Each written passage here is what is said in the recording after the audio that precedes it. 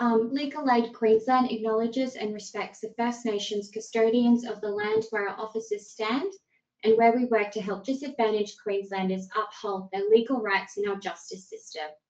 We pay respect to their elders, law, customs, and creation spirits. We recognise that these lands have always been places of ceremony, teaching, research, and learning, and we acknowledge the important role Aboriginal and Torres Strait Islander peoples play in our community and improving our legal system. So good morning again and welcome to today's webinar, Leaving a Coercive Control Relationship, Your Legal Rights. Today's presenters will be Cindy McDowell, a Senior Practitioner of Domestic and Family Violence in our Family Law Services, Paul Holmes, our Assistant Director in Civil Justice Services, and Fiona Fairbrother, our Principal Lawyer in Family Law Services. Thank you so much for joining us this morning. A little bit of housekeeping before I hand it over to our presenters. This webinar has been recorded and it will be available on our YouTube channel in about a week's time. The laws and content is accurate on the day of the live presentation and are subject to change. You can access more information on the Community Legal Education Resources page on Legal Aid Queensland's website. And for any technical help, you will need to contact GoToWebinar customer support. Unfortunately, I'm unable to assist. Usually our webinars are about 40 minutes presentation and 20 minutes Q&A at the end, but there's a slight adjustment today. So we are here until 11, or at least until the questions have run out. We can easily wrap up before. So it'll be a slightly longer presentation. We do ask that all questions will be held off to the end. So if you can go to the question box and enter anything in, and when the presentation has finished, we'll hand it over and start asking those. If there's any questions you think of after the webinar is over, you can send them through to the webinar's email where you've registered, and I can forward them to the team to respond to. You're also able to access a copy of today's PowerPoint presentations just in the download handout section at the bottom, and I'll also send another copy of the slides through when the webinar recording is available. Just two quick polls to get us started so our presenters can get an idea of who's listening in today. So our first poll is, which region do you work in? And the options are South East Queensland, Far North Queensland, Regional Queensland, or outside of Queensland. And I'll give everyone a couple of minutes or moments just to answer that.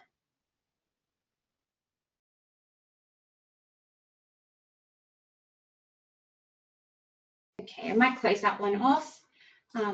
So we have 79% of South East Queensland, 4% of Far North, 10% regional, and we have 6% outside of Queensland. Wow. In terms of the laws or any content you're going through today, is it like, will everybody be able to gain benefit from today's presentation, particularly those outside of Queensland? Yeah, same with mine. Yeah, mine's Australia-wide. Wonderful, yeah. Thank you for that. And just our next poll. So what is your role? Support worker, financial counsellor or health education worker, social worker, lawyer or other?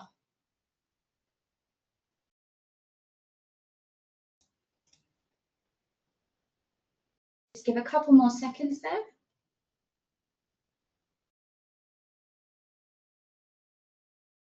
Okay, I might close that one off. And our results, so we have 4% support worker, 13% financial counsellor or health education worker, an equal split, so 35% social worker and 35% lawyer, and about 13% other. So thank you for that, everyone. It just helps our presenters know who's listening in today.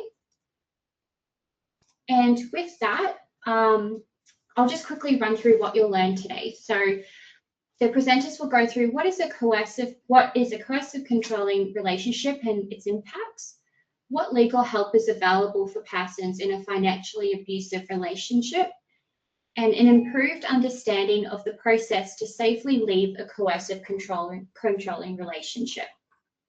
And just to note that there are some trigger warnings in today's presentation. So you're welcome to contact any of the numbers on there if you require. And with that, I'll hand it over. Thank you. Good morning. Thank you so much for attending this morning. As was mentioned, my name is Cindy and I'm here to present a little bit around domestic and family violence and what it is. So we'll start by looking at the power and control wheel. I'm not sure if everyone's seen a power and control wheel before, but essentially this is a tool that's been used. It was developed probably 40, maybe 50 years ago now, and it was developed by listening to victim survivors' stories. So although every situation is individual, there's a pattern of behaviours that make up domestic and family violence. So the power and control wheel is really important in understanding what a victim survivor might be experiencing. So we just quickly look through that. We've got each section has areas. So we'll look at intimidation. That could be things like destroying property, abusing pets, standing over the person. Emotional abuse, essentially anything that's going to make a victim survivor feel bad about themselves. And remembering when we're talking about domestic and family violence, it's around relationships. So it's not a stranger doing this. It's someone that knows you intimately, so they know exactly what's going to upset you. Isolation is a big aspect of domestic and family violence as well.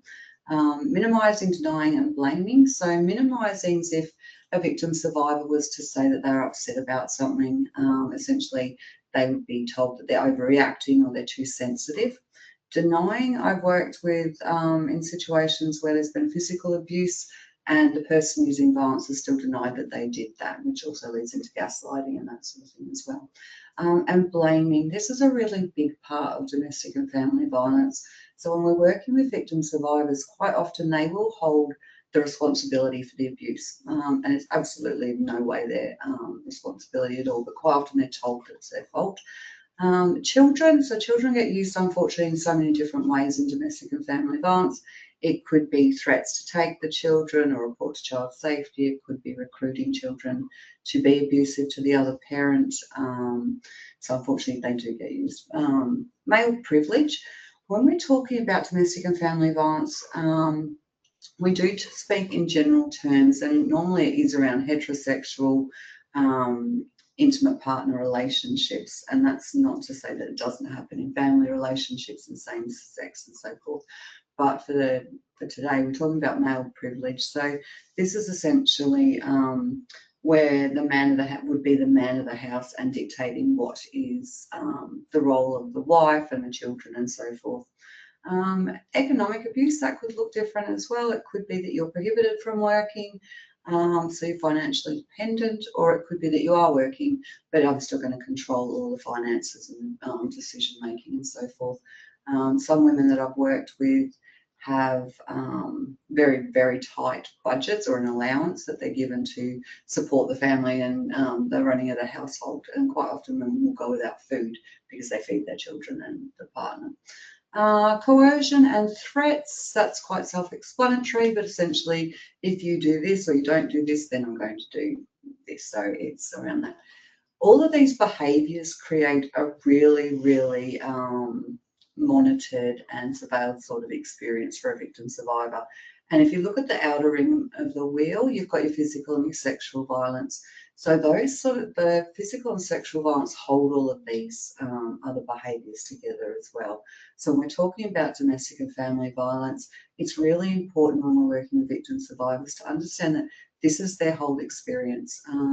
I've worked with women, I was at a DV service before here, and it's quite often, the physical is atrocious, and it's not minimising that by any means at all, but quite often it's all of the other behaviours that actually are impacting on a person's life and how they're moving forward as well. Okay, high risk factors I'll talk about as well. So I have that power and control wheel, but unfortunately there's a lot of deaths that do occur from domestic and family violence. And all the research, what they've looked at is common things that occurred before the incident where someone's died. So they've highlighted particular basically red flags. So we'll go through those. Separation, and that's really relevant for today's webinar because separation is actually the most dangerous time for women. It's very different when we've looked at deaths that have occurred for men in domestic and family violence. That normally happens within the relationship. However, when for women, this is the most dangerous time. So when women are planning to leave, they've left, or after they've left, that is when women are more likely to be murdered. So that's something to really consider. Intimate partner sexual violence is a high risk factor as well. And that is around objectifying your partner. So essentially your partner is not a human being, they're an object for your pleasure. So that's going to be an escalation of risk. Non-fatal strangulation. This is a really, really common behaviour that's part of domestic and family violence. I think we're increasingly asking more about this, but it is very, very common, and there are a lot of health risks around non-fatal strangulation as well. I think the stats are that if you've experienced strangulation, non-fatal strangulation, unfortunately it's looking like around 7 times more likely to become a fatality. So it is something to be asking about and safety planning around. Stalking, so that is monitoring, and with technology now it is very, very easy to be stalking people. So that is definitely threats to kill or seriously harm. So obviously a threat to kill can be taken seriously, but when we're looking at risk factors in domestic and family violence as well, we're actually unpacking what they look like. So, for instance, a threat to kill could be, you know, in a heated argument saying, I'm going to kill you, which is not okay. Or it could be, I worked with a lot of women where they will be driven to an isolated spot and they'll be walked into the bush and showed exactly where they're going to be buried. And they're told this over and over and told exactly how they're going to be killed. So there's a difference when we're looking at these risk assessment, doing risk assessments as well. The person using violence, so if they have access to weapons or they use weapons, obviously that's an escalation. It's so much easier to harm someone when you have weapons. Escalation is something that we look at as well. So that can be whether the behaviours are becoming more frequent or the level of behaviours are escalating. So both of those things are what we're considering. And coercive control. So essentially all of domestic violence is coercive control. I mean, physical stuff's physical, but all of the behaviours, the aim of them is to have control over the other person in the party. For me, and working in this space for quite a long time, the level of control someone has over someone else is probably my most concerning thing. You know, I've worked with women where they have security cameras inside the house, the kilometres are checked on their car. If they're not seen on the cameras in the house, they're messaged constantly, where are you, and that sort of thing. They're physically checked when they go to the supermarket to make sure that they haven't had affairs and that sort of thing while they've been in the supermarket with the kids. So the level of control is what is one of the really big things to be looking at. Violence during pregnancy and newborn. So unfortunately for a lot of women, they will experience their first physical assault when they're pregnant. And there's many reasons for this. Essentially, victim survivors are always safety planning. So whether they formally realise that or not, they would be managing their risk every day. And the way that they do that is usually by attending to the other person's needs. So if they want this, then I'm going to make sure that's done and keep everything as safe as possible. When you're pregnant, you can't always do that. And when you've got a newborn, you most definitely can't always be tending to someone else's needs. The other part of that is also around isolation. So isolation is a really big part of domestic violence. When you're pregnant or you have a newborn, you're engaging with health services, GPs, antenatal classes, mothers groups. So that in itself will escalate risk. The person using violence threatening to suicide, again, that's another common risk factor as well. And there's two sides to that. Obviously, we need to be concerned about that person threatening suicide and their well-being. However, it is commonly used as a behaviour in domestic and family violence because it's actually really effective. You know, for a lot of victim survivors, we've got to remember that this person that's doing this abuse towards them is someone that they may have had children with, they may be in love with, or they were at some point. So it's very effective. It's that emotional manipulation where quite often after separation, there might be threats to suicide. I can't live without you.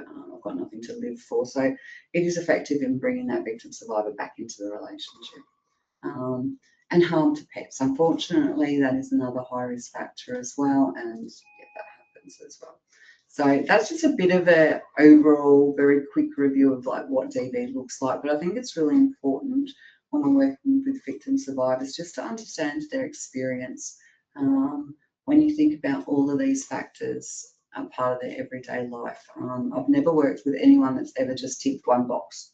Quite often when I've sat with women and we've gone through it and you can just see on their face, they think, you know, yes, yes, yes, yes. So just be mindful of that's what our victim survivors are experiencing. I think we'll go next slide. Coercive control, there is a video which I will put in the links as well, we can send out as well, and it just gives a good indication of what coercive control is. But looking at the power and control wheel, all of those behaviours are part of coercive control, and it moves away from an incident-based sort of situation. So coercive control is, like we were looking at in the wheel, it's the whole situation, those behaviours. It's actually very relatable to prisoners of war as well, which I can also put in a link as well, around coercive behaviours, but it's the pattern. So these are just some examples, do you know, like my partner won't let me sleep. That is a huge one for domestic and family violence too. I've worked with so many women where they're just kept up all night. Someone's just going at them all night. You know, I know myself, I can't function if I don't have sleep. So, you know, we're working with people that are sleep deprived and they're still going through all of these things as well.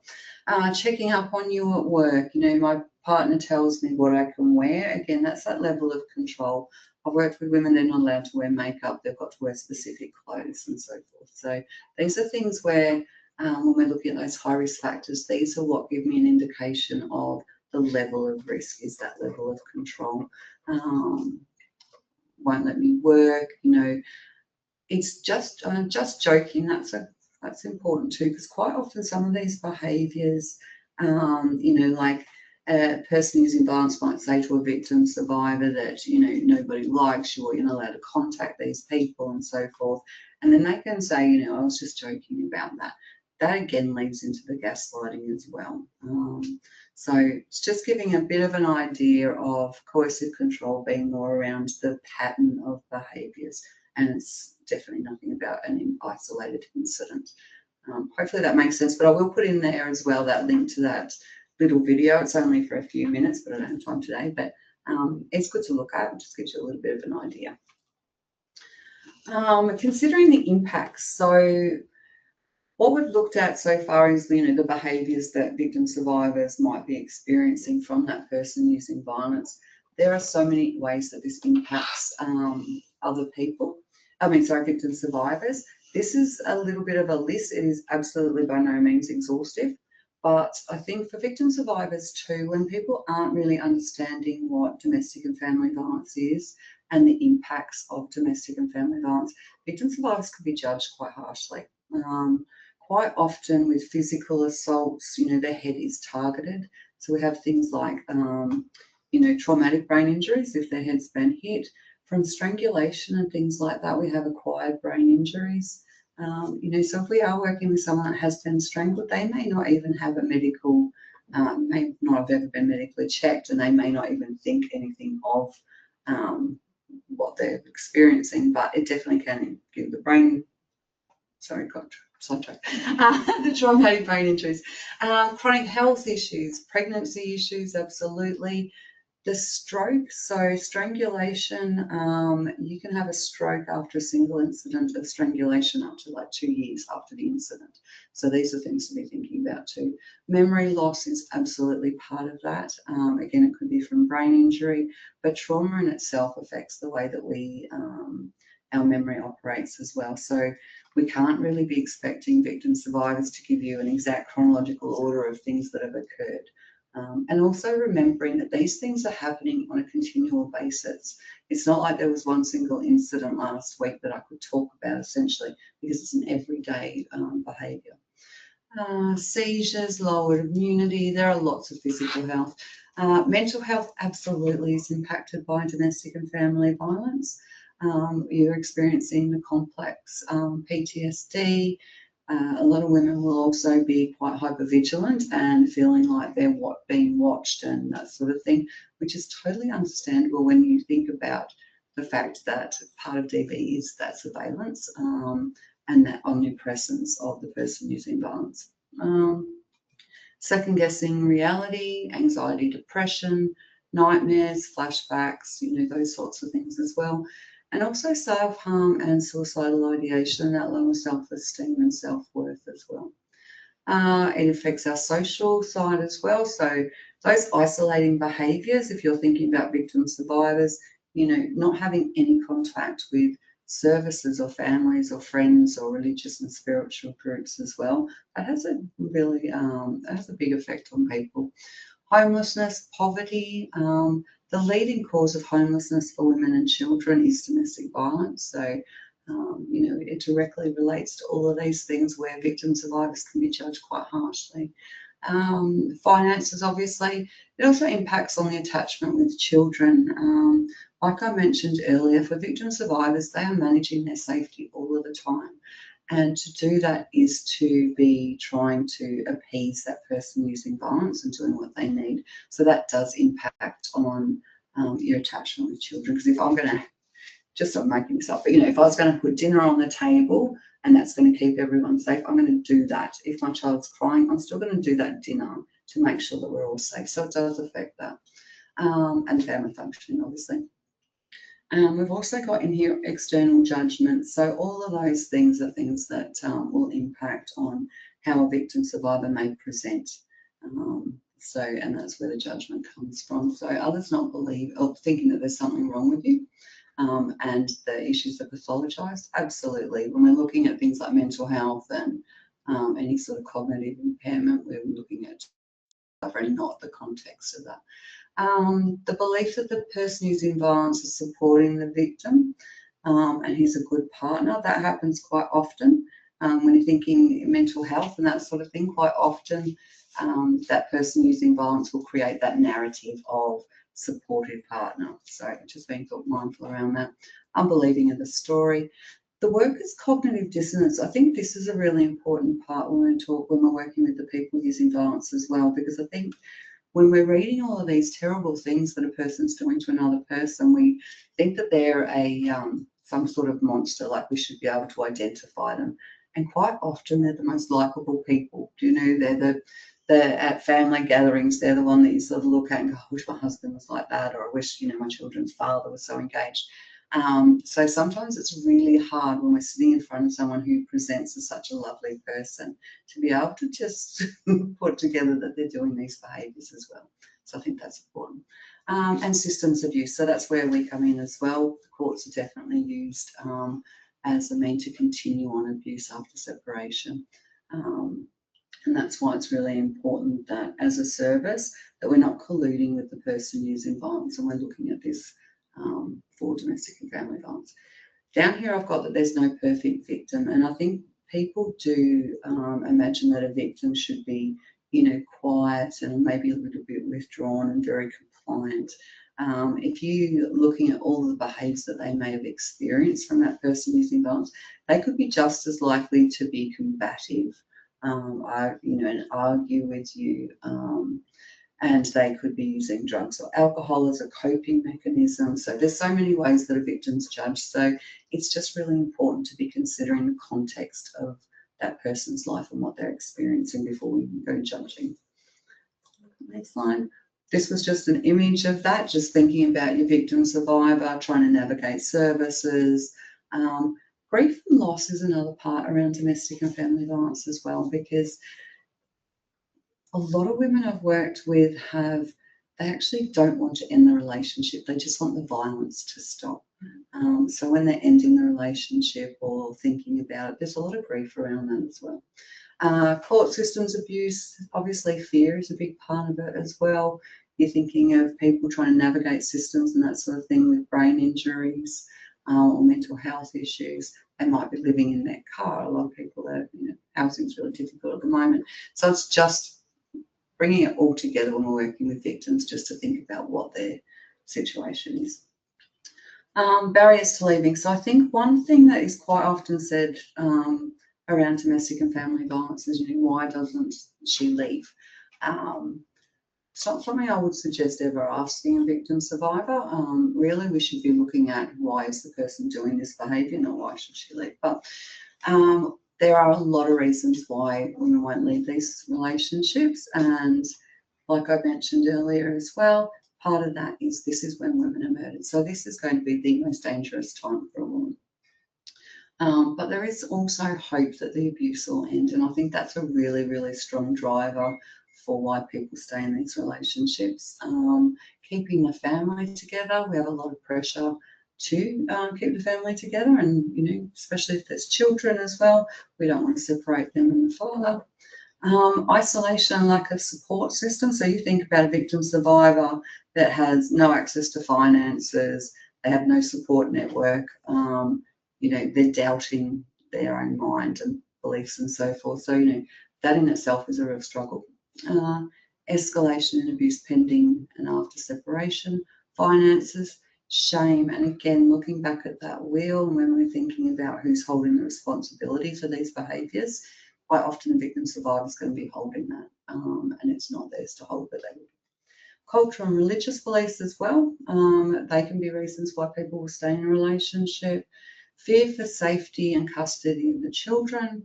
For myself, I'm a mum. If I was in this situation and I thought if I left that I had to go and hand my children over to that person unsupervised, I might stay in a relationship too. So it's thinking about those sorts of things.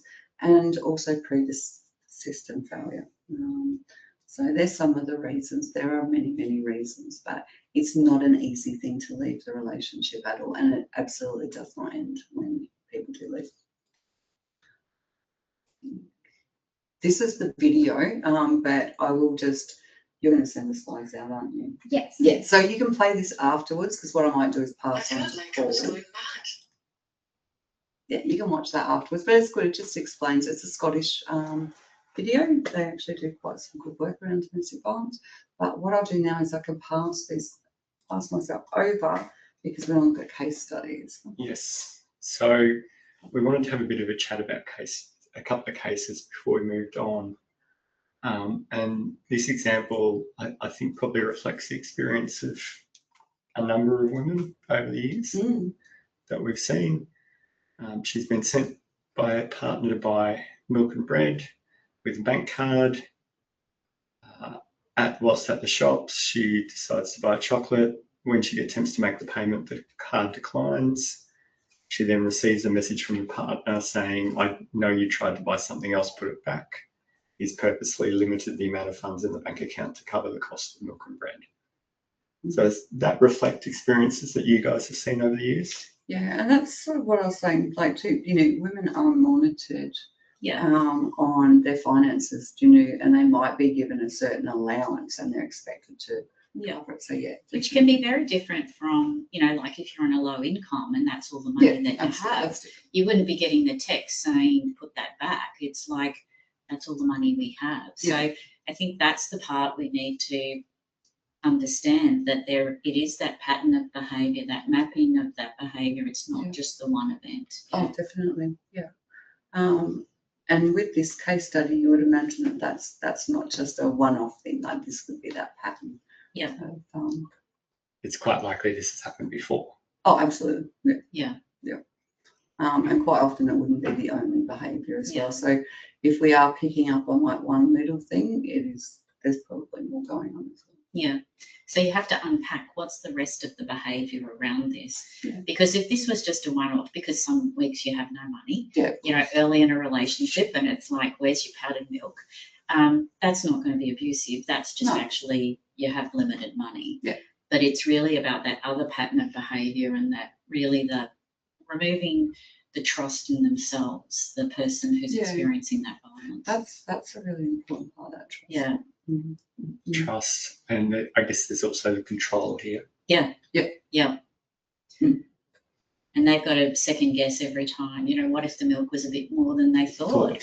And it's like, if the milk had gone up, because the cost of things go up all the time, it's like, well, which do I choose? Yeah. And is then my partner going to say, oh, you should have got both, you know, Yeah. it's down to you. Yeah. And is there also an element here of almost deliberately embarrassing her?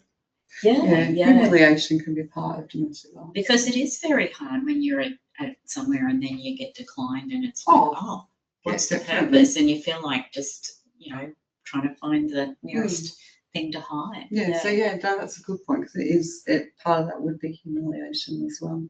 Yeah. Okay, do we have a second? I think we move on to the next slide.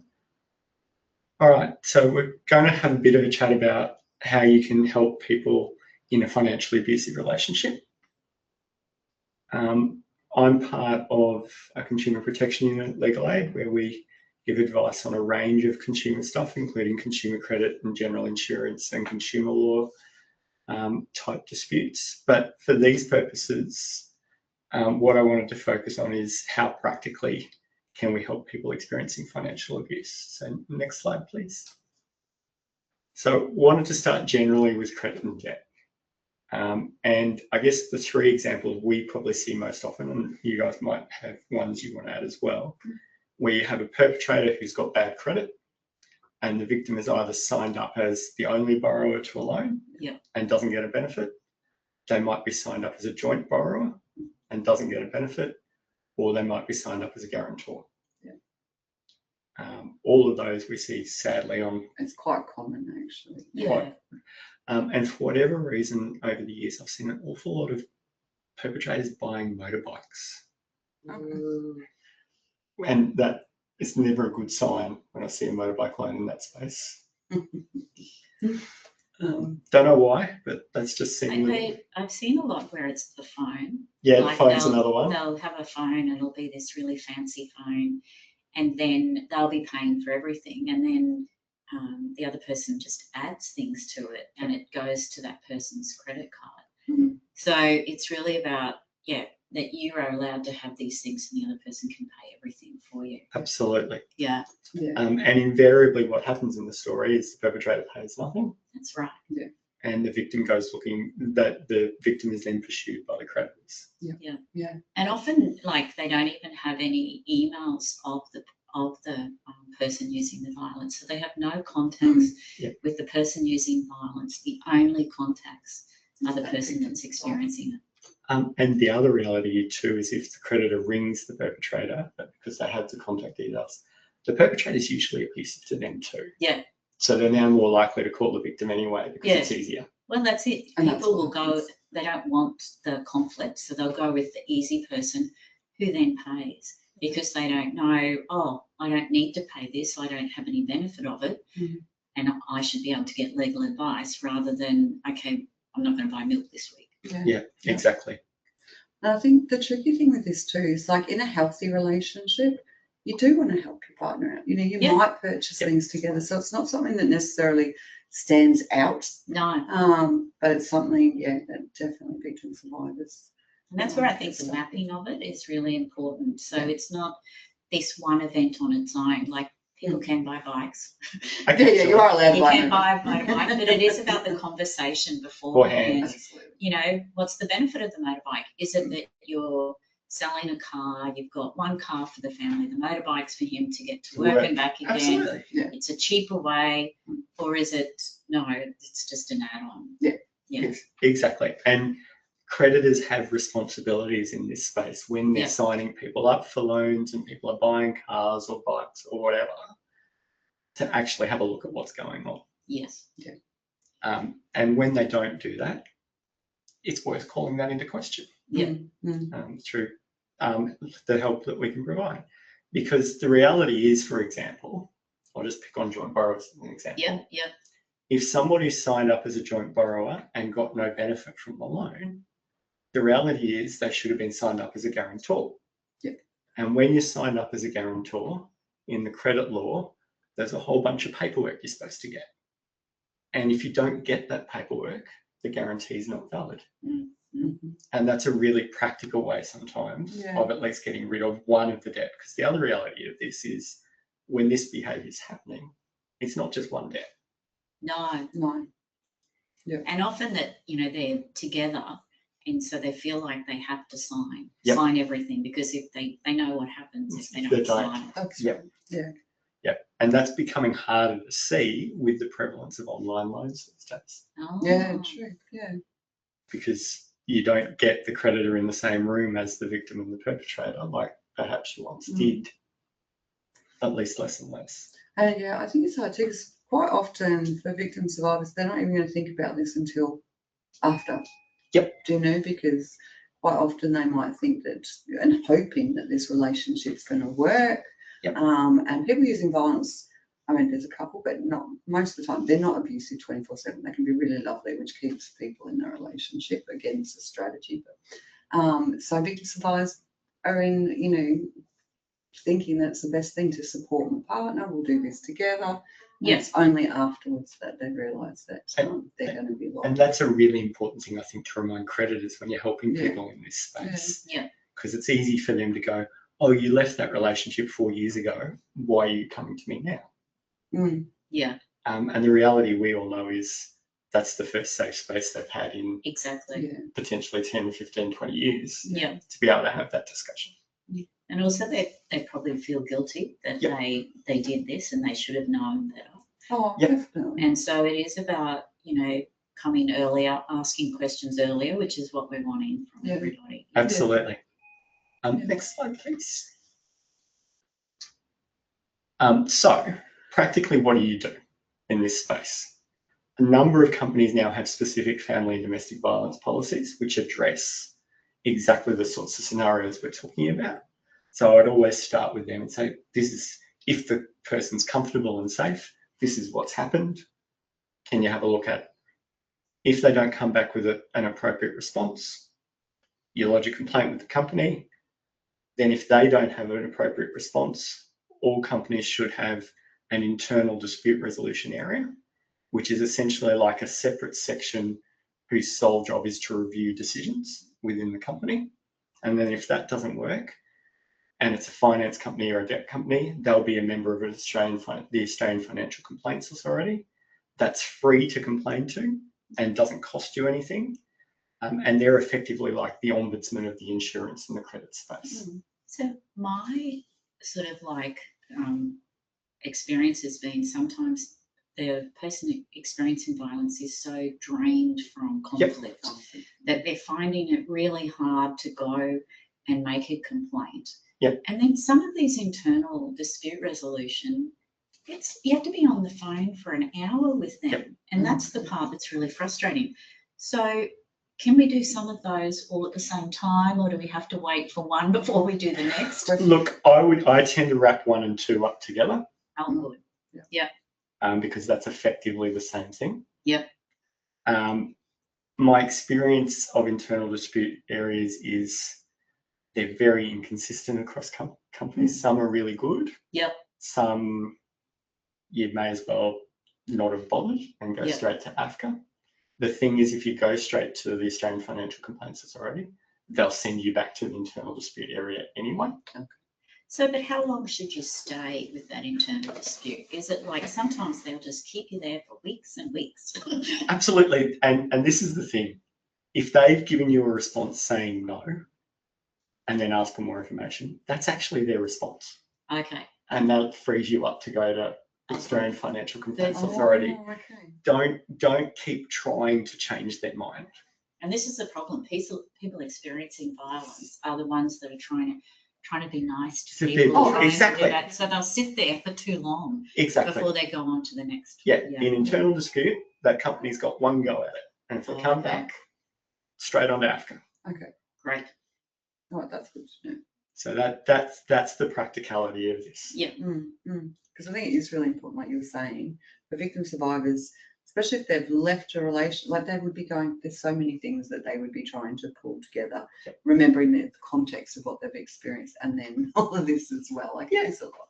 And the other thing that adds to that is it's quite likely that credit report has been ruined by all of this as well. Yeah. And they're so embarrassed. Yeah. So all of that, but happy to talk to anybody about the practicalities of that along the way. Next slide, please. The other one I wanted to talk about is insurance, because insurance unfortunately, sees a whole heap of problems. And probably a trigger warning here, the reality is often the insurance is where the perpetrators tried to kill the person and then tried to burn the property down at the same time, or run a car off the road. So it's often really horrible circumstances like that. So that's the first one. They're on the policy and deliberately damages the property, thinking, oh, we're jointly on the insurance, therefore the insurance won't pay it or ruin it. The insurance is only in the perpetrator's name, and then they just don't use the money to fix anything. They cancel the policy, so there's no coverage. And the other reality of insurance claims, it will often exacerbate the family and domestic violence because of the stress it puts people under. We often find it's the cancelling of the policies that, or that there's a joint asset. So there might be a car and she's taken the car, and then he just cancels the insurance on the car and she doesn't know about it because it's in his name. So that's the part that I think, you've got to be conscious of. And checking all of that. And we are doing a lot of work with the insurance companies around how best they can respond to that. And they're genuinely interested in trying to improve that, which I think is good. That's good. I think it's really improved over the years, really, the advocacy around how persons using violence are going through these processes to keep people in control. And Catherine Fitzpatrick has done a lot of reports around various industries around how their products are effectively weaponised in that space. And so those industries are really working hard to improve that, which I think is really good. Great. And just to highlight an example of that, there's a number of insurance companies who have introduced what's called a conduct of others clause, which gives them the discretion, if there's a joint policy and the perpetrator damages the asset, to still pay the victim. Great. It's not every company yet, but I know the ones that aren't involved in that are working towards introducing similar clauses. So I think that sort of stuff is a really helpful thing in the insurance space. Is there still work to do in all of these industries? Absolutely. But is it heading in the right direction? Yeah, I think so. And I won't spend any time on this because it's the same complaint mechanism as we went through for credit and debt. Do we stay any longer in the third level? No. Okay. No, they get one go. They can ask for more information, but it's got to be relevant information. Right. The part also is when they change addresses, when somebody moves, so that would be interesting to find out. Well, the really big one in that space is ensuring the privacy of that new address. Exactly. And ensuring that doesn't get disclosed, like in the past has inadvertently happened, where you send out a renewal and both addresses are on it. And unfortunately, that's caused a lot of distress over the years. Well, we've had to have people move because of that. So that's the other thing to be really aware of in this space generally, making sure you highlight to the company, this address can't be disclosed under any circumstances. So they don't have to give a protection order. They can say, do they just say, I feel unsafe? Or do they say, that's enough. And there shouldn't be any companies saying, give me a protection order in order for this to happen. No, and they shouldn't be doing that, because we also know that protection orders aren't always the most ideal and safest thing for victim survivors. Absolutely. So it's not the first response. No, it's one part of a safety plan, so we can't expect the victim survivors. And on the whole, most industries are across this now. It has improved. It is. Occasionally somebody has a moment and you have to remind them, but feel free to remind them. Because that's the part that, like, when they separate, we've got to say to people, they might have had a joint account. He's known all of your passwords and all of that. And so sometimes they'll go in to that account again and change things so that she's not able to be contacted. So that's the same type of thing. You could ring up and make a complaint, sort of say, he has all my passwords. He's locked me out of the computer, and ask what measures they have. Exactly. Great. Exactly. We covered the joint debts and debt collection earlier, about how the victim often ends up the one paying it, which is unfortunate. And then really quickly before I think we're up to the next case study, Oh, just be aware of toll debts. Oh, that's big. Yep. There's Yeah. lots of things, yeah. In Because that that's where space. he keeps the car Yep. and it's in her name and he just keeps driving. Through the tolls deliberately. And then, yeah, and then she, like, because you can have your license. Yep. Absolutely. Yeah. Through Spur. And the reverse of that, just to be aware of, is if she has the car, he'll track her. Yeah. No, absolutely. Through the tolls. Yep. Yeah. So she needs to change the tolls is what's. Change the account over to her. Yep. And not him, so he can't track it. Yeah. Yeah. Yeah. And Transurban and Linked have good processes for that in my experience. Yeah. And is it, you know, like, because a lot of times they'll come to court and they have this enormous debt. Yep. And a lot of the magistrates will say to the client, just ring and say that car is not with me. Because they're worried. Also, they'll be having parking fines Yep. and all of that. So it's they're just driving knowing that this is all going to impact on the other person's license, their credit. Yep. And it just looks like it's that pattern of behaviour again. It is that pattern of behaviour, and this is where this comes in too, because when you separate from a domestic and family violence situation, it's not like it's an equal relationship where you say, okay, I want things aren't working out and we'll just go our separate ways.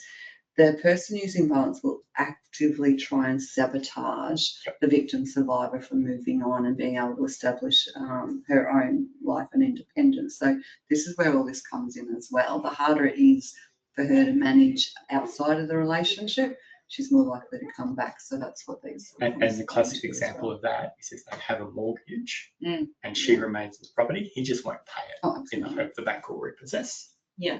Or if he's in the house, he won't pay it deliberately to destroy her. Yeah. All right, next slide. So I think we've covered that as well. And in the interest of time, I think we might move to the takeaway messages. It's always about, as soon as you're safe, talk to the credit provider. Yeah. See what they can do. Don't be afraid, even if it's a few years ago, to still ask for help. And just be aware, and without having these conversations, a credit provider is going to assume they're able to come after one of you or both of you for the full amount, which is legal term is joint and several liability. But just the way to engage with that in this space is to have the conversations around what's happening to you. Yeah. So when you say when they're safe, could it be that maybe that they haven't left the relationship, but they're at a friend's place and they feel safe? So that they can give that call at that point, so that they almost put the credit provider on notice. If they're going back, you just think about the safety, make sure that credit provider is not going to go back to the person who's involved if they're only temporarily out of the house. But it's those things, I think it is, to say that I'm in a really bad relationship and I'm feeling unsafe and this is what's been happening. And that's a really important thing about. So even talking will escalate. Absolutely. So if they're talking with a prevention worker, similarly, or, you know, I know that online there's a few financial counsellors as well. Are they able to help with those type of conversations, you know, encouraging them to make those calls? And but around the financial sort of thing, and it will depend, because unfortunately DV services are very much under the pump for crisis work. But there are financial supports. So, you know, there are a lot of supports out there for victim survivors. So, maybe financial supports could sit down and go through all of that. So for example, financial counsellors. Which the DV services can link into. Absolutely. So it's really knowing, come to one and then we can send you around to That's whoever. right. Absolutely. There should be no wrong door. You should actually be able to go into any service really and get support. Absolutely. And a good example of that is Thriving Communities runs a one-stop, one-story approach where they have a bunch of companies who've signed up to it, and if it comes in there, it gets farmed out appropriately to all of the companies, so the person's only telling the story in theory once. which is really good. It is good. I think most of the services we're moving that way, aren't we? Yeah. Yeah, we're I a bit think so more too. working collaboratively. Yeah. And I think it's though down to the individual, because sometimes they might say, no, I don't want Oh, everybody to know. Absolutely. Yeah, absolutely. I only want this person to know. I don't want everybody to know. I know that he's got contacts in that area, or I feel really ashamed. I think that's actually really, really important, that whenever we're working with any victim survivor of domestic violence, that we're led by what they're wanting and needing, because what we might think from the outside, like a protection order, for instance, we might go, oh yeah, that's the safe thing to do. It can escalate, and a victim survivor is the only person that actually knows what's likely to happen. So Exactly. it is really important to be led by And I think the really important part of that is you're starting to give them some back, even just a little bit of control over their life, which they haven't had for a while. And build trust in themselves and their own decisions. Look, I think we've probably covered the motorbike already. Okay. That's the guarantee discussion we were having. Yeah. And the idea was she's not used it. She's got no benefit from it. Yeah. She should have been a guarantee Yeah. or guarantor, I beg your pardon. But she's effectively been pressured into signing up. Mm. They haven't given her the appropriate guarantee documents, so you should be having a conversation with the lender about getting her out. And does she call you, or who does she call? Yeah, she can call us to Yep. book in for advice, and we can walk her through what to do. And what does she need to send you? Does she need to send you any documents? What does she need? Look, in an ideal world, she'd have a copy of the loan documents, but the reality is often people don't. Yeah. Because if you've left a relationship, you don't take everything- it. No, the last thing you think about is, oh, this loan that he's got the bike. Yeah, so I'm not in the business of making it difficult for people to get advice. What I will say too, even the questions are at the end, we did have a question about how to refer to the consumer protection team. So because you've graciously asked to pop something in the post email, just about the right number to call or process, just a very quick little wrap up of how they can refer to you in. Yep, we can do that. Awesome. Absolutely. Wonderful, thank you. All right, over. So this is, again, I think it's the whole conversation. It's how to safely leave a coercive controlling relationship. So as we've said, it's really important to understand the impact on the person who's experienced violence, that they are quite, they've had different journeys, that they may not be at the point in time in which they're wanting to fully separate. They could have had trauma as a child that also impacts the reason why they're doing, or the behaviour is continuing. So it is important that we make sure that we have that holistic approach, which is what we were just saying then. Yeah. You know, you can come to any one of us and we will make sure that if it's not us, we'll tell the person as much as we know, but then we can refer on to somebody else. Yeah. But in a way that they're ready for, because they may not be ready to go and talk to the insurance person because it's just more conflict. Yep. They might just want to actually digest a lot of the information. Absolutely. Yeah. Mm. So these are the principles of a trauma-informed practice. So it's making sure that they're safe physically, emotionally, and that's really where the domestic and family violence practitioners help. It's really unpacking all of that. Yeah. It is about building the trust, and for us to be transparent about what we can do. Yeah. And that when we say we're going to do that, we're going to be reliable. We can do that. Yep. Don't say things you're not able to do. Absolutely. Yeah. And just be honest with that. That's okay. We don't have to We can't solve fix everything. everything. No, and you don't have to have all the answers, and I think being transparent around that builds that relationship. Yeah. And so again, it's empowering the individual to make their choices. So it's giving the information. At the end of the day, they're the person who needs to make that decision that's right for them and their family. And I think the important bit about that too is sometimes it's a choice between bad decision A and bad decision B, which doesn't improve stuff, but they still have that control over where they're headed with it. And sometimes it's just making little decisions, building that confidence. Yes, I can make this little decision. and getting guidance around that. And what does it look like if you make that decision? What's the next one look like? Yeah. So again, we've spoken about collaborating. So it's looking that we have to work collaboratively, and we look at, all of the other people that are around the person experiencing violence. So it could be their families, how are they going to be talking to their families about this, especially if they've been isolated for so long. Sometimes they feel guilty that it's their reason that they haven't spoken to their family, and it's really talking with that and how to heal that again. And I think, again, the cultural consideration. So it is respecting the cultural differences and experiences. For some people, it's community elders, that the children are brought up by a community. And it is about, well, how is that going to work practically? So it is unpacking that for the individual, and that may take time. Absolutely. I think that's important when we're working in DV. It takes time. And if we're thinking about all those impacts, like memory issues and maybe brain injuries and that sort of thing, it does take time. And you can't make the process difficult. No, and you need to just one step at a time. Because if they've been in this relationship for some 20 years, it's very difficult to actually start thinking, oh no, I can have a better life. I can have something else.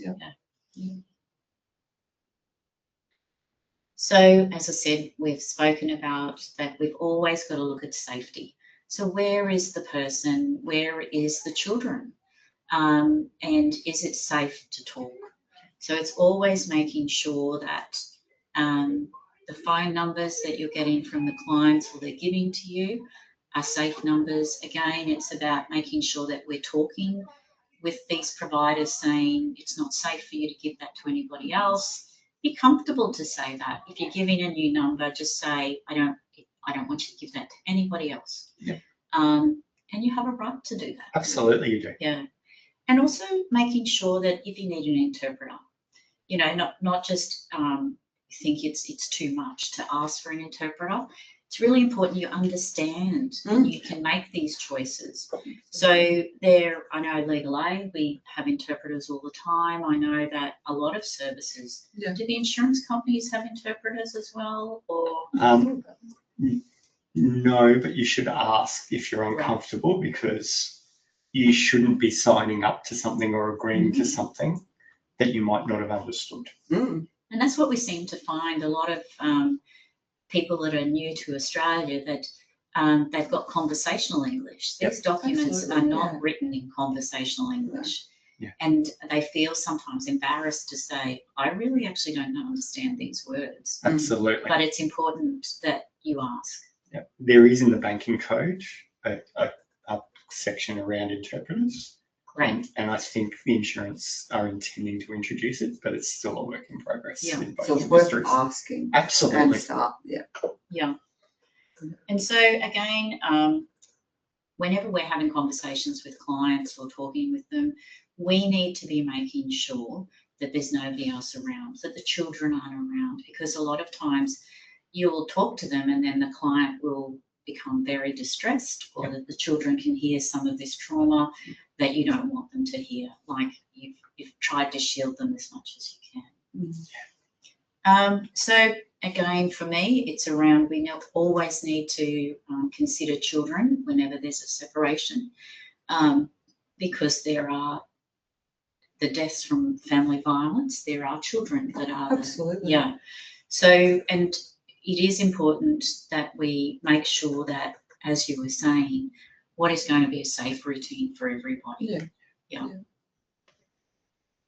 So this is really important for everybody to know, because I think sometimes we get questions, who do we have to have permission for? And it's like, no. In Australia, you can leave your marriage or relationship at any time and you don't have to ask permission from anyone. You do need to communicate it to the other person, but maybe when you're safe to do so. I know that Centrelink and others might want some information, but you can separate and then be safe and then do it. And Centrelink will they have social workers as well. Oh, So absolutely. you can talk with You can them. contact the social workers at Centrelink. Definitely. Yeah. So again, it's, as we were saying before, it's really important that it's always client-led, that whatever you're proposing for them, is it safe for them to communicate with the other side or negotiate with the other side? It could be it is. It could be once they've left, they've separated, the children are adults, that they can navigate this. But just make sure that you talk with them. For the client themselves to set boundaries around what is the communication with the other side, what is the behaviour. Sometimes I've actually said to people, you know, it is important. They might be sending you thousands of emails, only reply, you know, with one that's relevant to what you wanted to talk about. Yeah. So it's really hard. You sort of feel like, oh, I've been trained, I have to respond to everything. But it's really talking that through and going, okay, you might sort of say, I'm only going to reply to this in relation to this matter. Yeah. The rest, I'm not going to communicate with you. I think that's a really important thing, because victim survivors are conditioned that they are responding. Yeah. That, yeah, it's good to know that you don't have to, that you can just, you know, send one reply. Yeah. To them. And is there also a time element to this, in the sense that you shouldn't feel obliged to respond immediately to whichever one you decide to respond to? That's correct. Yeah. And sometimes that's when they need to talk with a worker or a lawyer around. You might set some boundaries to say, I'm going to communicate with you once a week. Yeah. So they might send thousands of emails thinking, and it's like, if you set the boundary to say, I will communicate with you once a week around this issue. And it might be around, because with property matters or things like that, they don't need an immediate response. You know, children are a different thing completely. Yeah. But sometimes similarly, you don't need an immediate response if it's a long-term decision that you're going to make. Quite often these sorts of things can be used as a means to keep contact and put pressure on you. So it's being mindful. Yeah. Yeah. And it's those boundaries that the individual feels safe putting in place. Yeah. And that's where we need to talk to each person and how they feel and what is their problem, what is their legal problem, or or a relationship issue. Yeah, yeah, and I think it's sometimes for victim survivors, just having permission. I know it sounds terrible, but having permission that it's actually okay to not respond. Yeah. It's actually okay to want to leave a relationship. Like, you have agency, but it does take a bit of practice, I think, for victim survivors. And the person using violence, you know, a victim survivor might put boundaries in. The person using violence will probably not respect them, but you can, like you said, you could even set up a separate email account that you can check once a week. You know, so you can distance yourself a little bit from that. Yeah. And it's a good way of keeping all that information in one spot that doesn't over stress you whenever you open up the email address. That's right. Yeah. So, and this is where we were talking before about coercive control. Sometimes it is behaviours that are over a period of time. So it could be the milk one, and then it might be something to do with a motorbike or a phone. But on its own, it might be that's not enough, but it's adding them all together. Yeah. And that's where they may not be at the point where they are physically violent, but it's all of this controlling behaviour over a period of time that you need to map.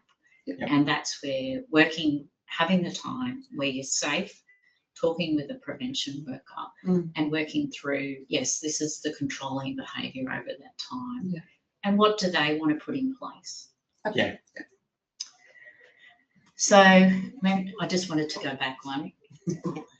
When you're leaving the home, what you can take. So it is important for you to understand that you can take some assets with you if it's safe to do so. Mm-hmm. But by the same token, if you don't take all of your documents with you, it's not the end of the world. No. But it is, you know, so you may not remember, I want to take the loan, I want to take this. Yeah. You might take things that are really emotional to you, you know, really sentimental. Things that can't be replaced. Yeah. But you can get the loan agreement somewhere else. Absolutely. You can ask the lender for it, for example, and you can get a new birth certificate for your kids if you need to. You can. I think for fixed fives, if they have, it depends on situations obviously, but if they do have the time and they can plan leaving, that's where they can get copies. Like, don't take the documents because you'll alert the other person, but you could take copies of them and leave them with a friend or a family member, or, you know, post office box. Well, these days you can even take a photo. You can take, exactly, that's even better. Yep. Listen to that one. But I know. taking a photo is much easier. Take Yeah. a photo, send it to a friend, delete it. And delete it. Yeah. Yeah. That's a good idea. So those are the things that we sort of say, if you're taking things, just take a photo of what you're taking or what you've left behind, because then if the person says, oh, you've taken everything, it's like, no, I left that for you. You might have destroyed it, it's your own choice. Yeah. Absolutely. But yeah, today's cameras can be useful. Phones can be useful. Not always, but but it is with the phones, make sure that similarly, he's not tracking them. Yeah. There's some, I know that there's a lot of young domestic and family violence practitioners are more savvy with the phones than we are, but they can look and see, has there been an app that has, you know, copied everything, or is there an app that's tracked it? And it might not be safe to delete that app. It might be better to just get a new phone. Yeah. And so there's a lot of services that are pretty switched on to that. Oh, definitely. Yeah. Absolutely. Okay. So, but if you have any questions about what do you want to take, what do you not want to take, happy to give us a call. You know, we have a lot of people that give us calls before they separate, just to find out, you know, what am I wanting to do that at this point in time? And we're very familiar with that. It takes about, sadly, 7 times of a person wanting to separate before they actually separate. And we're here for them the whole of that time. Absolutely. So, I think that leads us on to questions, doesn't it? oh, well, this is One more? the presentation we were talking about right at the beginning. So last month they had a presentation about helping clients navigate separation. Yep, there's 2. You're right. Yeah, so have a look at that on YouTube. Yes. And see, these are some of the slides, the next ones that I thought might be good for people to understand. So these are dispute resolution services. So you don't have to go to court. You can resolve your family problem through a mediation. You don't get to see the other party. It can be you totally separate. Yep, a shuttle. Can be about property only. There are some limits on those. Can be a property arbitration, which is, you know, once the decision's made, you have to comply with it. Similarly, if it's about parenting. So this is the dispute resolution source, how the property arbitration map goes. Sorry, just throw something in there too. Because DV is all around power imbalance, sometimes like dispute resolution won't work. But in the case where it's not safe to continue with that, then there's a certificate that you can. Exactly. Yeah. And also, like, there are lawyer-assisted models, there's a child-inclusive models. It's really about looking what's going to fit for you and your family, and when are you safe to do that. Yeah, absolutely. Back to that idea that one size doesn't fit all. Exactly. No. Yeah. So these are the takeaway messages that 1-800-RESPECT is a really good place to help people. So this is about when you're having questions about separating, you know. If you just need to talk to someone in the middle of the night, you can call 1-800-RESPECT just to talk things through. You know, I think they're good. So it might be that you're sort of thinking, oh, is it me? Is it what he said? I don't understand. You know, he's changed and then he's come back and then this has happened again. Or as we were saying right at the beginning, it could be a family relationship. It could be sisters or, you know, and you just want to have a conversation around, are these acts of violence that I can do something about? That's a really good number to ring. It is a good number because they're 24/7. Your local DV service can do the same, which is obviously different for each service. But 1-800-RESPECT is 24/7. Yep. And so DV Connect, that's when you need to actually access safe accommodation. Yeah. That's if you're essentially fleeing the house for safety and need somewhere safe to stay. DV Connect would be the right one. And that's not always a quick call, is it? That can take a while. Yeah. So it's really important to be somewhere safe or be somewhere where you can have those conversations. So sometimes we've had those, but it takes a couple of hours It can sometimes. take a couple of hours and a couple of phone calls. Yeah. Yeah, so if you can find somewhere safe to sit, like you were saying, that could be at a TV service even. Or a You can library sit or in a somewhere. library somewhere Yeah. that's safe for you. So somewhere where you feel safe, like a libraries are often the place where it's okay to go. Yeah. Dropping books back or whatever, and then you make the phone call in a meeting room there or something. Yeah. Yeah. If you're leaving in a crisis and there's any medical things, absolutely go to the hospitals because they support around Yeah. TV as well, and they can support those phone calls. And I found a lot of GPs are so much more aware They're getting these really days. good now too. Yeah, Yes, yeah, definitely. So again, don't be afraid to ask for help or seek legal advice. And as again, the decision of separate can only be made by that individual. So we give you information, what it might look like. They might need a lot of counselling to get from one to make that decision, and that has to be their decision. Absolutely. Yeah, absolutely.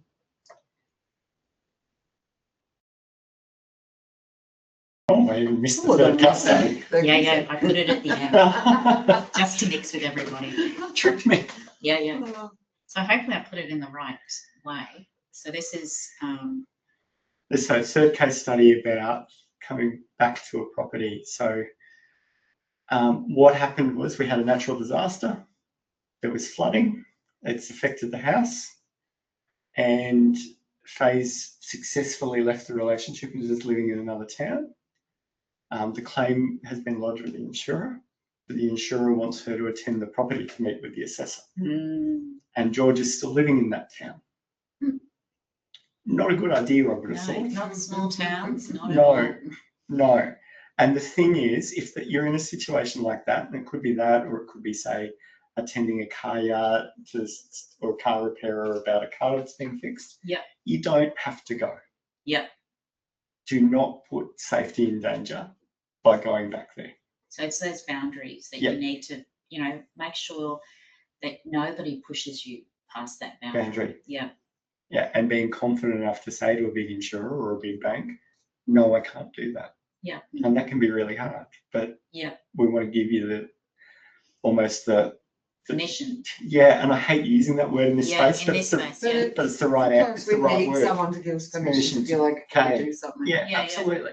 Well, it's about putting your safety first and That's saying those other things, there's another way around that. Absolutely. And being okay to say, I don't feel safe going back to that place. I've left, I can't go back there. And look, to be fair, when this has happened in the past, when we've had conversations with the insurers, they've been all ears to the idea. Great. So they would normally do a workaround sort of thing. Okay. Yeah. And that's the other thing is a lot of people who have experienced violence aren't used to people doing the workaround for them. No, they're not. No, they would just be thinking about the fear of running into that. Or that they have to do everything to solve everything. Yeah, because they've only been able to rely on themselves for so long. Yeah. Next slide.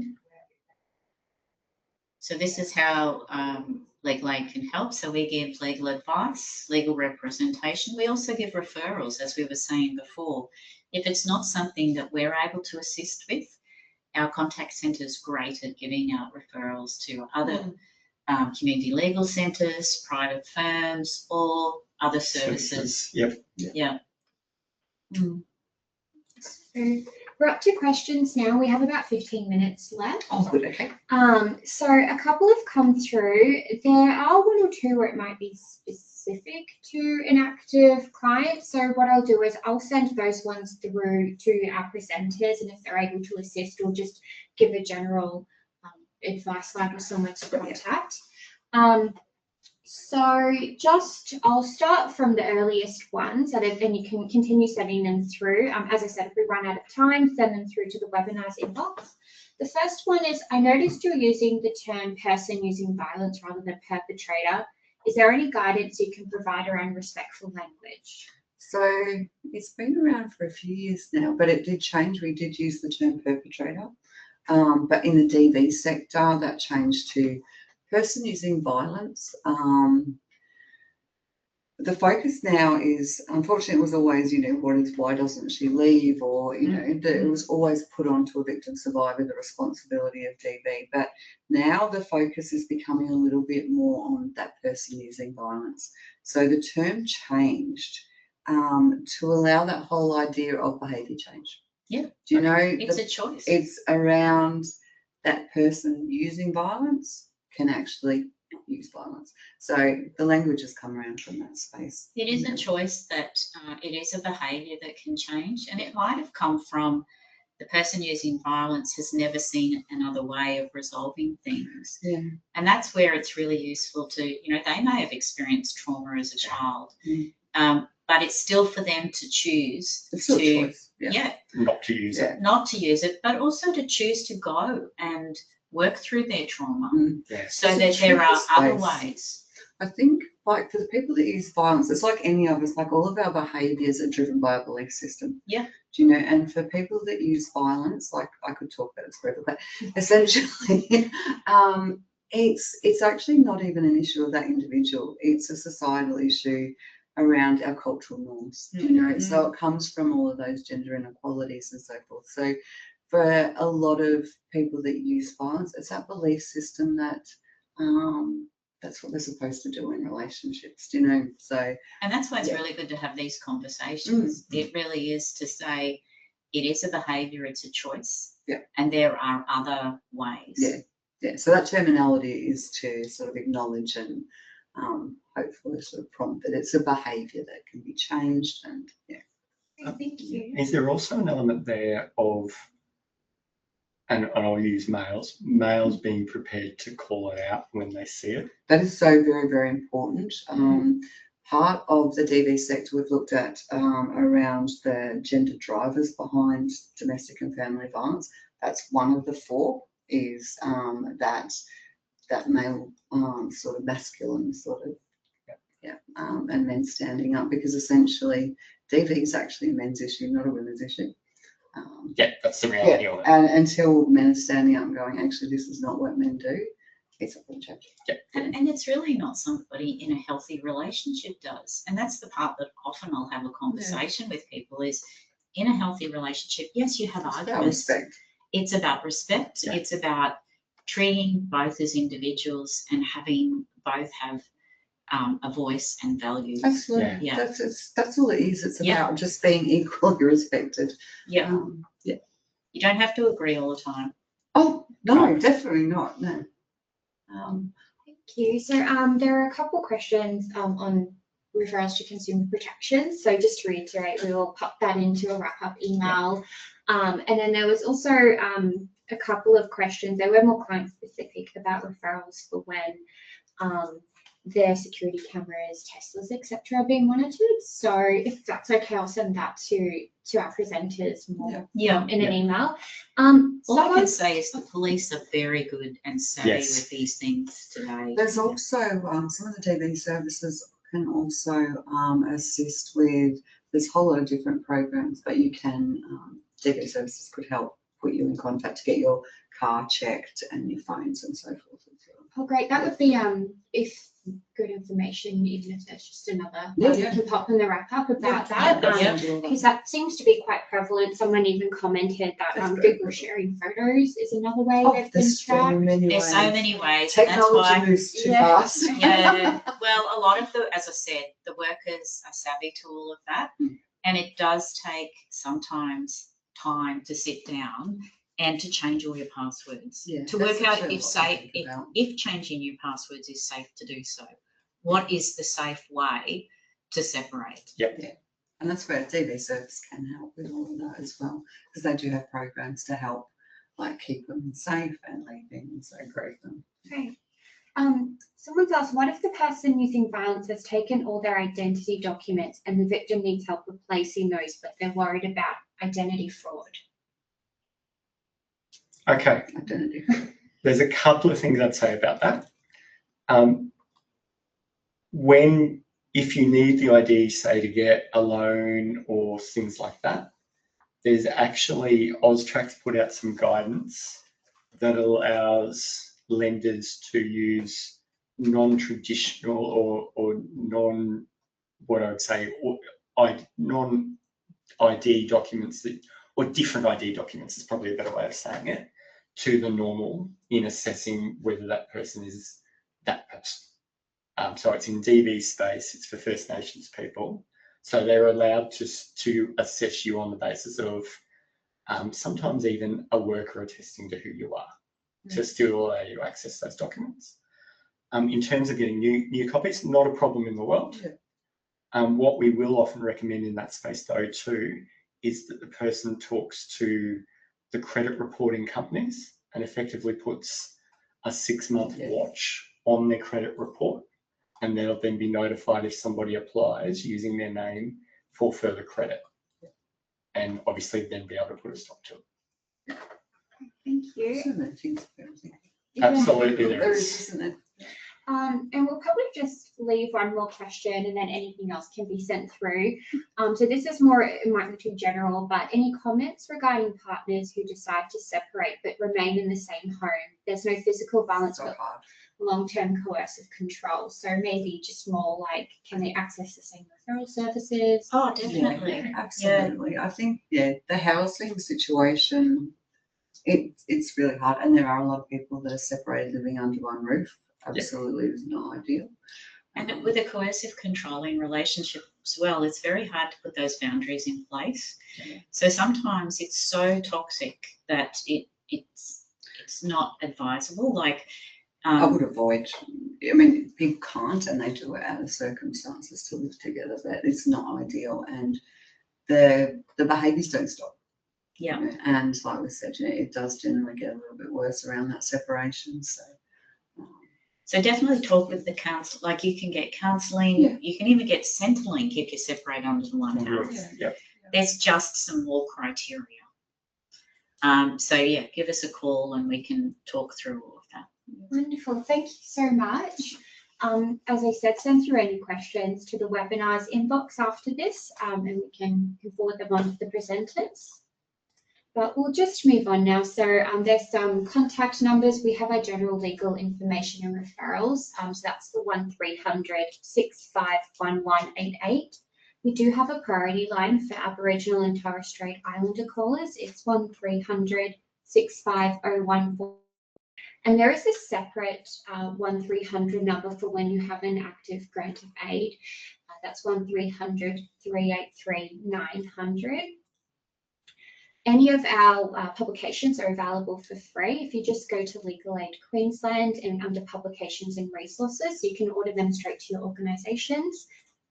And for our next webinar, so we do have one on Monday, and that's on changing DVO conditions. You're still welcome to register at any time.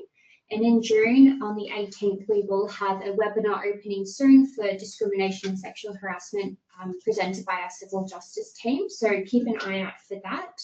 And of course, follow us on Facebook, LinkedIn, Instagram, and X for any upcoming topics and other presentations we have. I want to thank you for today. This was incredible. We've had so much interaction too, like it's a very prevalent subject. So thank you to our presenters, thank you to our interpreters, and thank you to our audience. We hope you have a great Friday. Lovely. Thank you. Thank you very everyone. much. Excellent.